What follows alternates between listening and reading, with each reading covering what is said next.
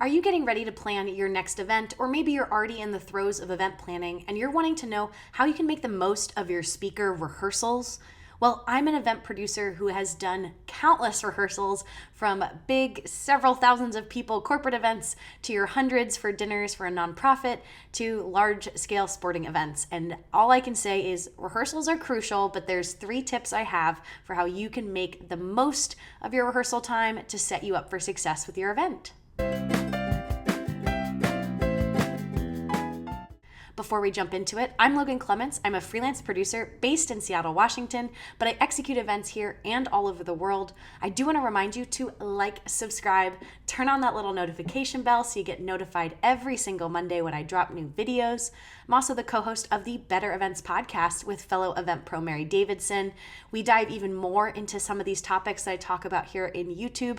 I will link, we did an episode recently as of this video recording about rehearsals and why they're so essential to creating better events, where we talk even more about some of the tips that I'm going to share with you here, and you get to hear my co-host's opinion. So listen wherever you listen to podcasts. One of the things that I've seen has really set my events up for success are those that prioritize their speaker rehearsals, and then every year they iterate and evolve their strategy. So these are 3 tips I have for how you can set up your event for success by making the most of your speaker rehearsals. Number 1, allocate enough time. I've talked about in these videos, as a planner and in events, the biggest gift we have is time. And I just find some organizers underestimate how long rehearsals can take. And maybe for this video, you're going to be like, Logan, just tell us how long to do my rehearsals. Well, I'm sorry, but every speaker is different and every organization is different. But you as the organizer, you will probably know your audience, or maybe some of your speakers, or if it's an internal corporate event, you know your leadership. So you might roughly know how much time a speaker needs. This could be as big of a difference as 10 minutes or an hour. Or if you know your speakers, they are one and done. They just need to come in, run it once, they're good to go. Or if you know your CEO is really busy and maybe needs to rehearse twice or more than once. You also want to make sure you take into account how many last minute changes that you have to the content of your sessions.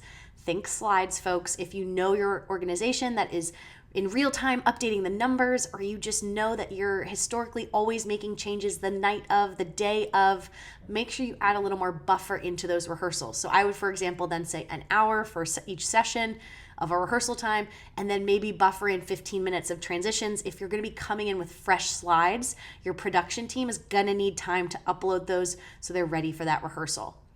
And also take into account the more speakers you have in one rehearsal, the longer it's going to take. So if you have single speaker, one speaker and their slides, again, that's maybe 15 minutes.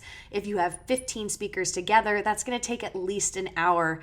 Just again, dividing that math, that's 4 minutes per speaker, and you know there's going to be some small talk. So allocate your time accordingly and make sure you give yourself the gift of enough time.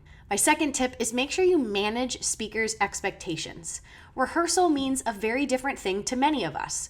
And through my experience, I've had some speakers will hear the word rehearsal and they will get offended. They will be upset because they think, you think I'm not professional enough, therefore I have to rehearse. That's not what they say, but that's kind of how I've had some people take it. Others are like, oh, okay, this is my time. I get to run through every single slide that I want to say. Well, I had this come up for a client. We had a 2-hour award show and we only had an hour to rehearse. And so I had to be really explicit with my client where I was like, reminder, we don't have time to go through every single thing word for word because you're doing a 2-hour program with only an hour-long rehearsal. So that's just something ahead of time you want to make sure you talk to your speakers about. It's also helpful to tell them, like, what will they see when they arrive? Are they seeing your fully done general session room or your breakout room, or are they seeing maybe a pared down version of it?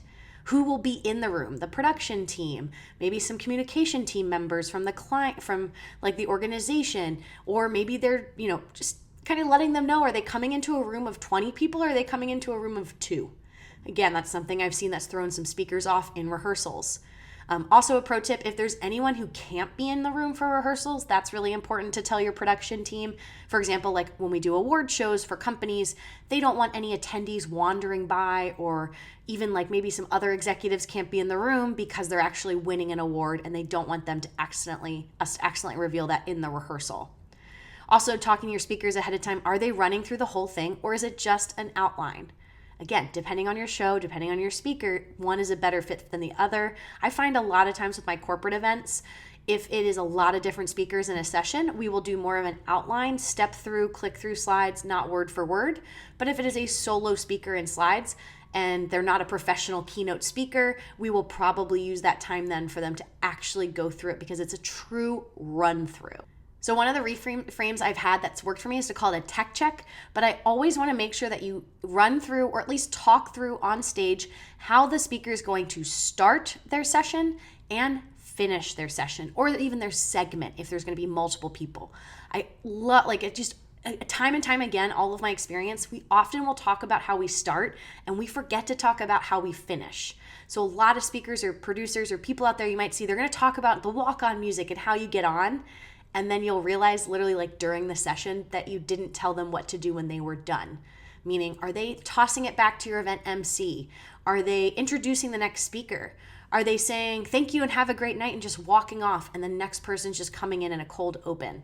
This is a great thing to work out like at your rehearsal, and a lot of people are visual, so have them actually walk on, stand there, say, okay, here I'm saying my speech, and then walk off so they can just get a little bit of that mental memory so that when they're on stage and it's live and it's real in front of the audience, they know what they're doing.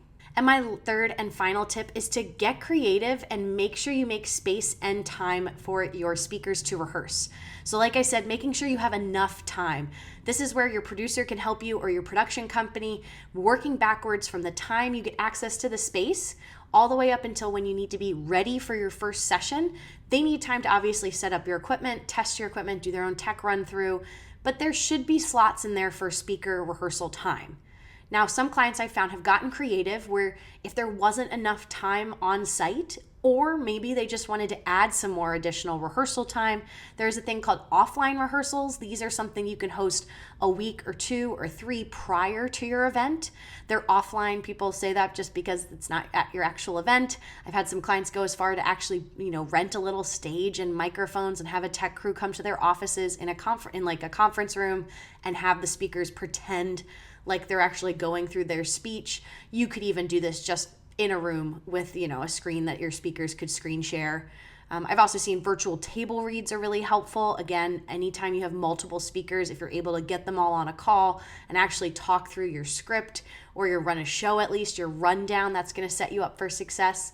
And then a creative solution I've seen for on-site during your event, especially if you don't have that much time to do the rehearsal in the actual rooms, is to have one room in your conference center or your convention hall that is a speaker offline room. And this is available throughout the event, and you can have speakers book like 30 minutes or an hour in that room where, again, they can go in and have a space to practice.